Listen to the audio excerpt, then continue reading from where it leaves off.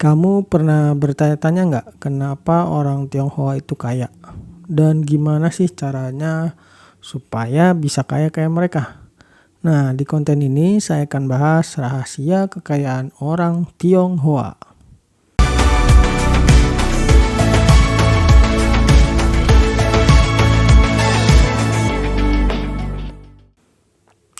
Banyak stereotip yang memandang bahwa etnis Tionghoa itu kaya. Banyak yang bilang mereka itu punya bakat bisnis. Jadi apapun usaha mereka pasti sukses. Apakah kamu salah satu orang yang berpandangan seperti itu? Tetapi pandangan ini mungkin muncul karena memang banyak orang kaya yang berasal dari etnis Tionghoa. Lihat aja daftar Forbes tahun 2021. 8 dari 10 orang terkaya di Indonesia berasal dari etnis Tionghoa.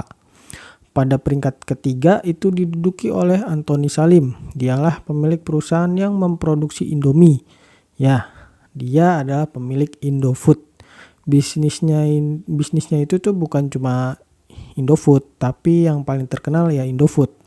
Kekayaannya mencapai 8,5 miliar US dollar. Pada peringkat 2 diduduki oleh keluarga Wijaya. Bisnisnya beragam. Jika kamu pernah melihat atau mendengar merek Sinarmas, itulah salah satu perusahaan milik keluarga Wijaya. Dan pada peringkat 1 diduduki oleh R. Budi dan Michael Hartono. Mereka adalah pemilik salah satu bank terbesar di Indonesia, yaitu BCA. Dan bagi kamu yang perokok tentu udah nggak asing lagi dengan Jarum ya. Lalu apa sih rahasia kekayaan etnis Tionghoa? Rahasia kekayaan mereka yang pertama adalah mereka dididik berbisnis sejak kecil. Kekayaan orang Tionghoa yang sukses berbisnis itu mereka dapat karena telah dididik untuk berbisnis sejak kecil. Mereka terlibat dalam bisnis orang tua mereka. Sehingga seringkali ketika kita berbelanja di warung atau toko mereka, kamu akan melihat keterlibatan seluruh anggota keluarga mereka dalam bisnis tersebut. Faktor kedua adalah mereka tidak berhutang. Mereka sangat anti berhutang, terutama para etnis Tionghoa yang usahanya masih kecil. Memang ketika menjadi pengusaha besar, perusahaan mereka juga berhutang, tetapi tentu dalam porsi yang cukup aman. Artinya mereka dalam posisi kesanggupan untuk membayar, dan mereka pun berhutang hanya digunakan untuk keperluan bisnis dan bukan konsumtif. Hal ini berbeda dengan generasi sekarang yang banyak sekali mereka berhutang hanya untuk keperluan konsumtif. Dan diperparah lagi ketika berhutang mereka tidak melihat kondisi keuangannya. Akibatnya menjadikan mereka besar pasak daripada tiang. Lalu yang ketiga adalah prinsip time is money. Orang Tionghoa itu sangat menghargai waktu. Mereka nggak senang buang-buang waktu untuk hal-hal yang tidak penting. Lalu gimana dengan mereka yang suka terlihat di mall atau traveling atau cuma kayaknya senang-senang dengan teman-temannya? Kemungkinannya mereka itu memang sudah sukses. Kalaupun belum sukses ya seperti layaknya manusia pada umumnya, kita nggak bisa mengatakan bahwa semua etnis Tionghoa itu menghargai waktu. Lalu yang keempat adalah mereka itu senang berhemat. Orang Tionghoa itu sangat berhemat, bahkan ketika mereka sudah sukses. Mereka akan tetap dengan pola hidupnya. Mungkin ada kenaikan sedikit. Ada memang orang Tionghoa yang hidupnya boros, ya itulah sebabnya tidak semua orang Tionghoa itu bisa kaya. Memang benar apa yang dikatakan para guru kita dulu, bahwa hemat itu pangkal kaya. Meskipun masih belum lengkap, seharusnya ditambahkan hemat, investasi atau bisnis pangkal kaya. Lalu yang kelima adalah disiplin.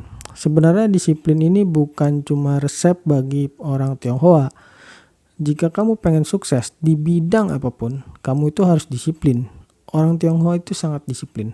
Mereka buka dan tutup tokonya di jam yang sama setiap hari. Kedisiplinan itu bukan hanya bisa diterapkan dalam bisnis. Kedisiplinan bisa diterapkan di berbagai bidang, bahkan bagi para influencer.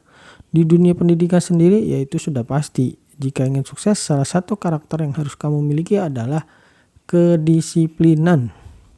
Lalu yang keenam adalah mereka memiliki etos kerja yang tinggi.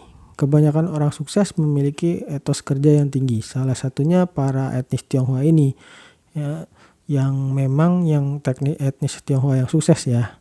Mereka memiliki etos kerja yang tinggi, buka toko pagi dan sampai tutup tokonya malam. Etos kerja ini juga terkait pada prinsip time is money dari mereka. Mungkin mereka kadang menghadapi berbagai tantangan dan kadang semangat mereka juga turun, tetapi mereka tetap mampu menjaga etos kerja mereka. Salah satu penyebab etnis Tionghoa memiliki karakter ini bisa kita lihat dari sejarah. Ketika mereka dulu datang ke Indonesia, pemerintah itu sangat membatasi mereka. Orang-orang Tionghoa di Indonesia tidak diizinkan untuk bertani. Ya, satu-satunya cara yang dimungkinkan untuk mereka mencari nafkah adalah dengan membuka usaha. Sehingga karena desakan ini, mereka menjadi serius untuk berbisnis. Istilahnya the power of kepepet. Lalu apakah orang Tionghoa itu memang memiliki bakat berbisnis? Bisnis itu bukanlah bakat, ilmu bisnis itu bisa dipelajari oleh siapapun. Yang lebih membuat sukses orang Tionghoa itu lebih kepada karakteristik mereka. Karena sebenarnya tidak semua orang Tionghoa itu sukses dalam berbisnis. Banyak juga kok orang Tionghoa yang hidupnya susah dan miskin.